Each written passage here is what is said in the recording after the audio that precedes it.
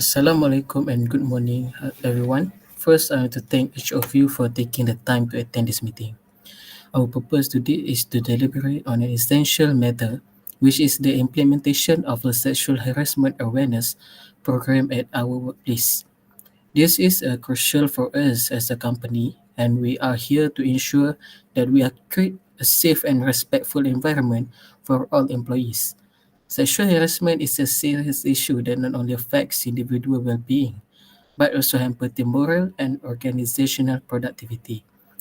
By addressing it, we are committing to creating a safer, more inclusive work environment.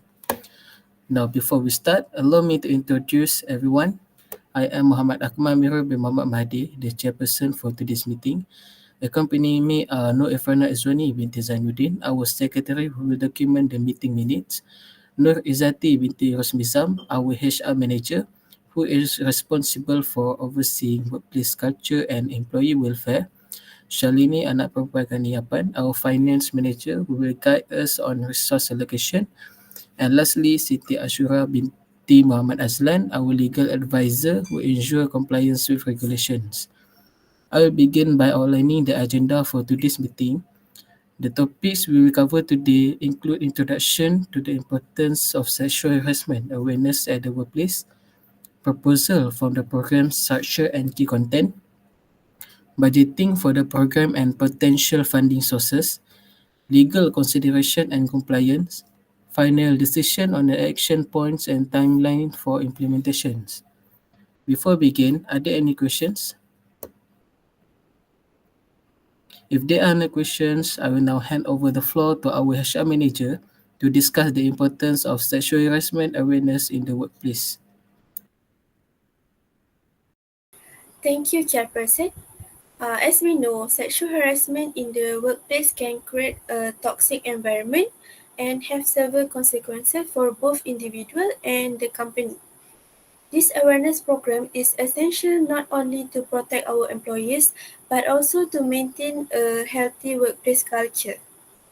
The primary objective of the sexual harassment awareness program are the first one to educate employees about what constitutes sexual harassment. The second one is to create a safe space for employees to report incidents without fear of retaliation. And the third one is to equip managers with the tools to respond appropriately to complaints. The program will consist of mandatory training for all employees and have regular workshops to reinforce the message. And we could include case studies, role-playing scenario, and Q&A session with experts in sexual harassment. And also, we can clear explanation of our company's reporting mechanism and support system. This initiative will not only raise awareness but also equip employees with tools to handle such situations confidently. Thank you for your detailed explanation, Izati. That's an excellent overview of the program.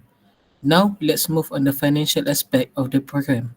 I will hand it over to our finance manager to discuss the budget. Thank you, Chairperson. In terms of budgeting, we need to consider several elements, such as training materials, external consultants or trainers, and the overall logistics of the program. Of a program like this, I suggest that we allocate funds for professional training services or hiring a consultant with expertise in sexual harassment prevention. The estimated cost will be Rm 2,500. This will be cover fees for external consultants or trainers who specialize in sexual harassment prevention. The cost could vary depending on the reputation of the consultant and the length of the training sessions. The second one will be developing online resources like e-learning modules, which could reduce long-term costs. The estimated cost is Rm 1,500. Creating e-learning modules can be cost-effective in the long run. This budget could be used for content creation, design and hosting fees on e-learning platforms. It might also cover simple video productions or interactive materials to engage employees. Any promotional materials to promote the program within the workplace. This will be RM1000. This will cover the design, printing, and distribution of pamphlets, posters, or other materials to raise awareness of the program in the workplace. These materials could include key messages, reporting instructions, and program details. I've estimated that an initial budget of approximately RM 5000 will be sufficient to cover the first phase of this program, including consultant fees and materials. After the program is implemented, we can evaluate its effectiveness and adjust the budget for future training. That's all from me. Thank you, Finance Manager, for outlining the budgetary considerations. HR Manager, in light of the financial constraint, do you have any suggestion for how we can deliver the program effectively while staying within budget? I don't have any suggestion for that because I agree that hiring an external consultant is essential for delivering expert training on sexual harassment prevention and ensuring that the program is based on the best practices and that the content is both informative and engaging for employees. This is crucial as we want to make sure the program is effective and impactful. The e-learning modules will also be a cost-effective long-term solutions, offering flexibility for employees. I also support allocating funds for promotional materials to raise awareness and ensure the program visibility. The ₱5,000 budget is a reasonable starting point, and we can adjust it as we assess the program's effectiveness moving forward. Alright, thank you, HR Manager. Now I will turn the floor over to our legal officer, Ashura, who will ensure that the program complies with all legal requirements and workplace policies. Thank you, Chairperson. I fully support the proposal from the Finance Manager and HR Manager. However, it is also important that the program complies with legal requirements. The program must comply with first one is the Employment Act 1955, which outline employers' responsibilities toward maintaining a harassment-free workplace. And the second one is the Workplace Sexual Harassment Guidelines issued by the Ministry of Human Resources. As part of the awareness program, we also must ensure that it aligns with local and national laws on sexual harassment in the workplace. We will need to review the company's current harassment policy to ensure it is clear and comprehensive and train managers and HR personnel on the legal implications of sexual harassment cases, including how to handle complaints legally and ethically. And the third one is ensure that the reporting mechanisms are accessible and confidential in compliance with legal standards. I also recommend updating our employee code of conduct and HR policies to reflect these standards before launching the program. Additionally, we should be aware of the possible risk of liability if the program is not effectively implemented. Therefore, it is critical that the training is comprehensive and that we have clear documentation and records of all training activities.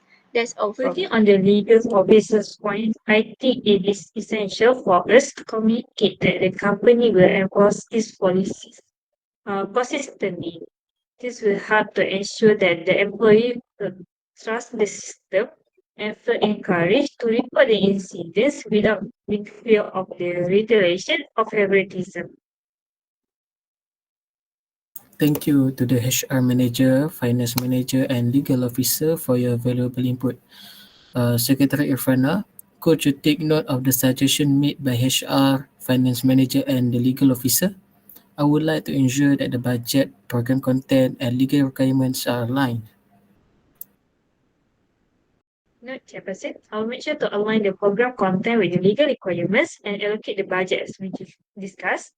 I'll track the progress and share the final action plan with everyone after the meeting. Alright, thank you, Ivana. Now I'd like to open the floor for discussion. Are there any additional suggestions or concerns about how we should proceed with this program? I would like to give a suggestion for this program. One idea I would like to propose is the establishment of a confidential reporting system. This system would provide a safe and anonymous way for employees to report incidents of sexual harassment without fear of retaliation. Employees who feel uncomfortable coming forward directly to their supervisors or HR might hesitate to report due to concern about their privacy or the potential impact on their reputation. The confidential reporting system can alleviate this concern and encourage more individuals to report inappropriate behavior. The system could take several forms. The first one is online reporting portal. It is an internal website or platform where employees can submit report anonymously. The system could allow for upload the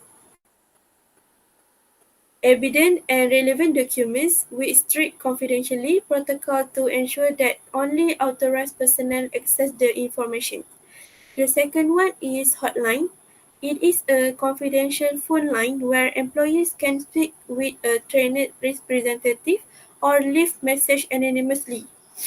This can be helpful for individuals who prefer verbal communication or do not have access to the internet. Having this system in place ensures that employees feel supported and know that there is a safe and formal channel for reporting harassment. It also ensures that the company is complying with the best practices in addressing workplace issues while maintaining employee trust.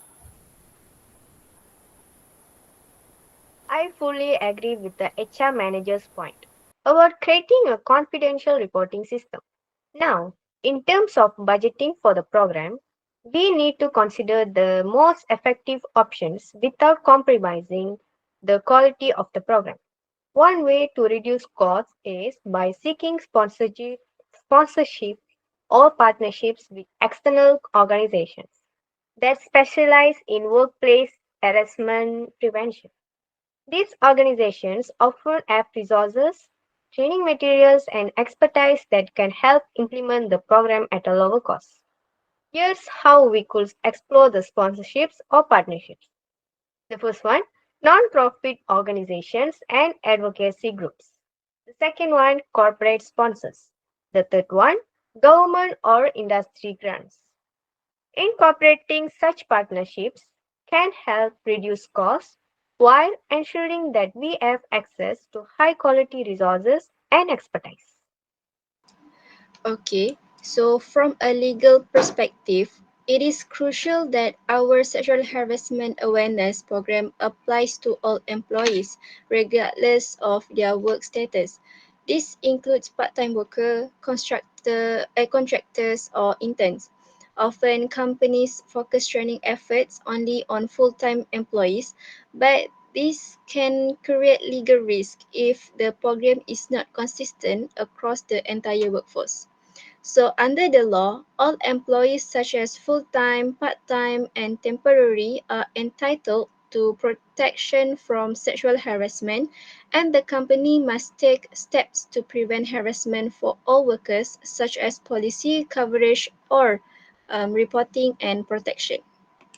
It seems like we all agree on the importance of the program and have some excellent suggestions. So let me finalize the decisions. The first one, we will proceed with mandatory training for all employees. Second is we will allocate RM 5,000 for the initial phase of the program, which include hiring an external consultant. Third is we will establish an anonymous reporting system, either through an online portal or hotline. And fourth is we will review the company's harassment policies and ensure legal compliance. Does everyone agree with this decision? Yes. Yes. Yes. Alright, thank you everyone. I am confident that with this decision, we'll be able to create a safer, more respectful workplace. So based on our meeting today, the next steps, what we need to do are The HR manager will begin researching and contacting consultant. The finance manager will confirm the budget and begin discussion with potential sponsor. The legal officer will review the harassment policy and draft update if necessary, and I will arrange the first training session and confirm the timeline for implementation. Okay, everyone, let's aim to have the program fully implemented within the next 3 months. We meet again in 2 weeks to check on our progress. So I will hand it over to the secretary to close the meeting. Thank you, Chairperson. I will ensure that the minutes of today's meeting are distributed to all participants. The key action points are number one, the HR manager will research consultants and begin the training program. Number two, the finance manager will confirm the budget and look for the potential sponsorship. Number three, the legal officer will review and update the harassment policy. And number four, a follow-up meeting is scheduled in 2 weeks to track our progress. So great. Thank you. Thank you all for the contributions. This program is a vital step in fostering a respectful workplace. So let's reconvene it in 2 weeks to review the progress of the program. For now, the meeting is now adjourned. Thank you once again, everyone. Let's work together to ensure the success of this initiative. Have a great day.